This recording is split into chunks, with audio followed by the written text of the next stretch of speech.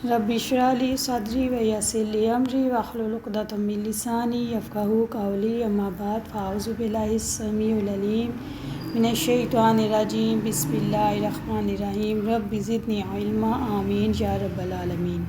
अस्सलामु अलैकुम व रहमतुल्लाहि व बरकातुहू। आयत नंबर 262 एंड 263। पहले लफ्ज़ी तर्जुमा देख लेते हैं।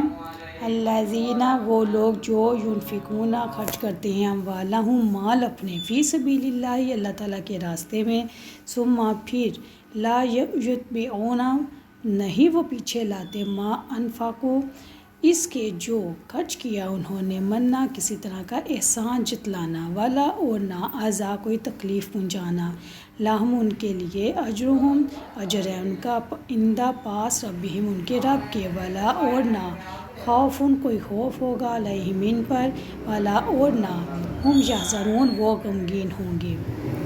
कौलुम बात मारूफ अच्छी कहना, व मग़फ़िरा और दरगुज़र करना खैर बेहतर है सदका सदक़े से, यतबउहा पीछे आए इसके अज़ा किसी तरह की अजियत पहुँचाना, वल्लाहु और अल्लाह ताला गनियुन हलीम बड़ा बेनियाज है नहायत बुर्दबार है। वो जो अपने माल अल्लाह ताला के रास्ते में खर्च करते हैं, फिर जो उन्होंने खर्च किया इसके पीछे ना किसी तरह का एहसान जतलाते हैं और ना ही कोई तकलीफ़ पहुंचाते हैं, उनके लिए उनका अजर उनके रब के पास है और वो उन पर ना कोई खौफ होगा और ना वो गमगीन होंगे।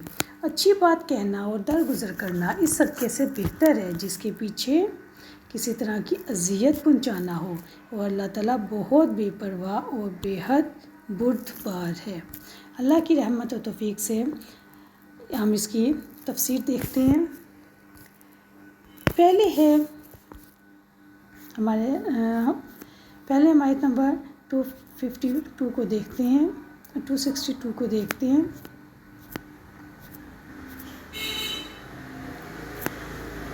अल्लज़ीना युनफ़िकूना वो जो अपने माल अल्लाह ताला के रास्ते में खर्च करते हैं, इन्फ़ाक़ फ़ी सबीलिल्लाह इससे अल्लाह ताला किन मकासद को पूरा करना चाहता है। इन्फ़ाक़ फ़ी सबीलिल्लाह से अल्लाह ताला का मकसद है कि इन्फ़ाक़ करने वाले का नफ्स पाक हो जाए, इन्फ़ाक़ करने वाले को अखलाक़ी पाकीज़गी नसीब हो जाए, इन्फ़ाक़ करने वाले के नफ्स की इस्लाह हो जाए, माशरे के अफराद के दरमियान मोहब्बत पैदा हो जाए और इन्फ़ाक़ करने वाला खालिस अल्लाह ताला की खुशी के लिए सदका दे। इन्फ़ाक़ के फ़वाइद हासिल करने के लिए अल्लाह ताला ज़हन को इस तरीके से तैयार करते हैं कि अल्लाह ताला ने ये वाज़ेह फरमा दिया है कि सब कुछ इसी का दिया हुआ है, अल्लाह का दिया हुआ है। मालो दौलत अल्लाह ही की मलकियत में है।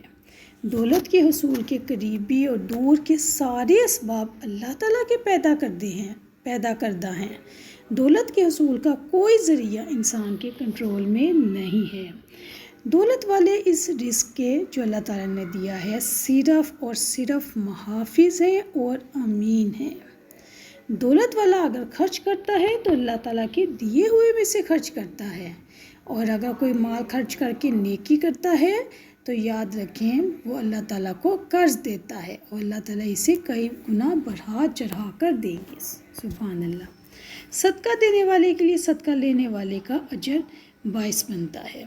सदका करने से ना माल कम होता है ना ज़ाया होता है।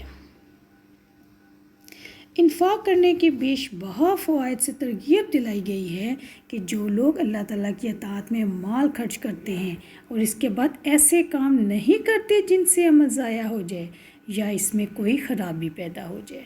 अब ये कौन से अमल हैं कौन से ऐसे काम हैं जिनसे हमारा सदक़े का अमल ज़ाया हो जाता है। उसमें आ जाता है एहसान जतलाना, ज़बानी तौर पे भी और अमली तौर पे भी ईज़ा देना। प्यारी बहनों याद रखिए जो लोग सदका देते हैं उन लोगों का अजर इनके पास है, अल्लाह के पास है। सुम्मा ला युत्बिऊना मा अनफ़ाक़ू फिर जो उन्होंने खर्च किया उसके पीछे ना किसी तरह का एहसान जतलाती हैं। यहाँ पे नेक लोगों के बारे में बताया गया है कि जो खालिस्तन अल्लाह की रज़ा के लिए सदका देते हैं तो वो बाद में किसी पर एहसान नहीं जताते। एहसान जतलाना क्या है? एहसान जताने से मुराद है कि जिस पर सदका किया हो इसके सामने सदक़े की صدقے کا اور اس کی تعداد کا ذکر کرنا، پھر اس پر اپنی بڑائی ثابت کرنا، یہ ہے احسان جتلانا، اور اللہ تعالیٰ اسے منع فرماتے ہیں۔ احسان جتلانا ایک نہایت ہی ناپسندیدہ، گھٹیا اور مکروہ کام ہے۔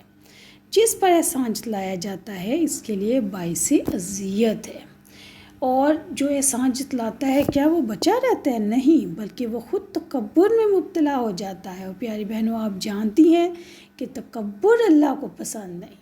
شیطان صرف تکبر کی وجہ سے جنت سے نکالا گیا تھا، آسمانوں سے اتارا گیا تھا۔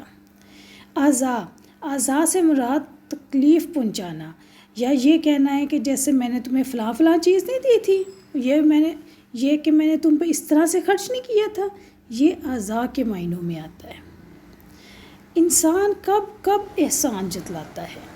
احسان جتلاتا ہی تب ہے جب وہ جھوٹے احساس برتری میں مبتلا ہو جائے اور یہ چاہتا ہے کہ لوگ اس کو اچھا کہیں، جب وہ یہ چاہتا ہے کہ لوگ اس کی طرف متوجہ ہوں، لوگ اس کے انفاق کو پسندیدہ نظروں سے دیکھیں، اور جب اس کے دل میں یہ خواہش پیدا ہوتی ہے کہ وہ اپنے بھائی کو ذلیل اور رسوا کرے، اس کے دل میں غرور اور تکبر پیدا ہو جاتا ہے، اور اس کا پھر دل پاک نہیں رہتا۔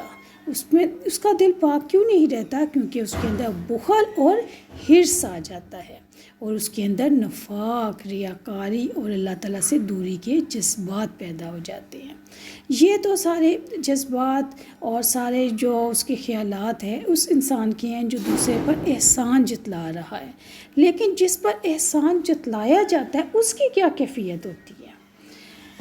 اس کے بارے میں تو کوئی انسان سوچتا ہی نہیں ہے، کوئی اس کا احساس ہی نہیں کرتا کہ ایک تو وہ پہلے ہی احسان لے کر کسی سے مدد لے کر پتہ نہیں کتنا شرمندہ ہے، کتنا وہ مجبور تھا، یہ باتیں نہیں سوچی جاتی، بلکہ صرف اس کے اوپر احسان جتلایا جاتا ہے، پھر اس کی مدد کی جاتی ہے، پھر اس کو دن رات جتلایا جاتا ہے، جبکہ جس انسان پر احسان جتلایا جاتا ہے اس کی یہ کیفیت ہوتی ہے کہ وہ اپنے آپ کو بہت کمتر اور برے حالات میں محسوس کرتا ہے۔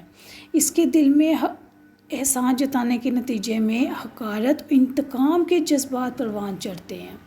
نتیجہ کیا ہوتا ہے کہ معاشرے کے افراد کے درمیان دشمنیاں اور نفرتیں پیدا ہو جاتی ہیں۔ ماہر نفسیات سائیکیٹرسٹ اس نتیجے پر پہنچے ہیں کہ احسان جتلانے والا اور جس پر احسان جتلایا جاتا ہے دونوں کے درمیان کسی نہ کسی موڑ پر دشمنی ضرور پیدا ہو جاتی ہے۔ اور اس کی کیا دلیل دی جاتی ہے؟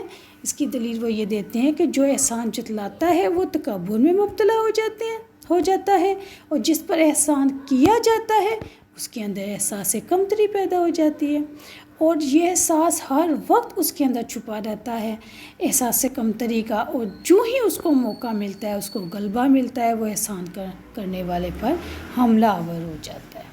احسان جتلانے سے انفاق فی سبیل اللہ زہر اور آگ بن جاتا ہے جس سے دشمنی پھوٹتی ہے، اور انفاق ذہنی اور جسمانی اذیت کا ذریعہ بن جاتا ہے۔ اب سوال یہ پیدا ہوتا ہے کہ احسان جتلانے والے کو اس آیت میں روکا کیوں گیا ہے؟ کیوں اللہ تعالیٰ نے کہا ہے کہ اے ایمان والو احسان رکھ کر اور ستا کر اپنے صدقے کو برباد نہ کرو، اور جو مال خرچ کرتے ہیں وہ احسان نہیں جتاتے نہ ستاتے ہیں؟ ایسا کیوں کہا گیا ہے؟ احسان جتلانے سے اس لیے روکا گیا ہے تاکہ کوئی بھی دینے والا احسان جتلا کر تکبر نہ کرے، کوئی لینے والا صدقہ لے کر احساس کمتری کا شکار نہ ہو۔ پیاری بہنوں، احسان جتلانا کبیرہ گناہوں میں سے ہے، اور احسان جتلانے والا ان 3 لوگوں میں سے ہے جن کی طرف قیامت کے دن نہ اللہ تعالیٰ دیکھے گا، نہ ان کو پاک کرے گا، اور ان کے لیے دردناک عذاب ہوگا۔ استغفر اللہ۔ حضرت ابو ذر رضی اللہ عنہ سے روایت ہے کہ نبی اکرم صلی اللہ علیہ وسلم نے فرمایا 3 آدمی ایسے ہیں جن سے اللہ تعالیٰ قیامت کے دن بات نہیں کرے گا، نہ ہی ان کی طرف نظر رحمت سے دیکھے گا، نہ انہیں گناہوں سے پاک صاف کرے گا، اور ان کے لیے دردناک عذاب ہے۔ اور حضرت ابو ذر کہتے ہیں آپ صلی اللہ علیہ وسلم نے 3 بار یہ بات فرمائی۔ حضرت ابو ذر رضی اللہ عنہ نے عرض کیا اے اللہ کے رسول، یہ لوگ تو سخت نقصان و خسارے میں ہوں گے، یہ کون لوگ ہیں؟ آپ صلی اللہ علیہ وسلم نے فرمایا ٹخنوں سے نیچے کپڑا لٹکانے والا، دے کر احسان جتلانے والا اور جھوٹی قسم کھا کر سامان بیچنے والا۔ صحیح مسلم 293۔ پیاری بہنوں، یہ 3 لوگ ایسے ہیں جو قیامت کے دن اللہ تعالیٰ جن سے بات نہیں کرے گا۔ نعوذ باللہ من ذالک، اللہ تعالیٰ ہم لوگوں میں شامل نہ کریں۔ ٹخنوں سے نیچے کپڑا لٹکانے کا حکم مردوں کے لیے ہے، عورت کے لیے ٹخنوں سے نیچے کپڑا رکھنے کا حکم ہے، اور مردوں کے لیے ٹخنوں سے اوپر رکھنے کا حکم ہے۔ اپنے بچوں کو، اپنے گھر والوں کو ضرور اس بارے میں بتائیں۔ اس کے آگے ہم مزید دیکھتے ہیں۔ السلام علیکم ورحمۃ اللہ وبرکاتہ۔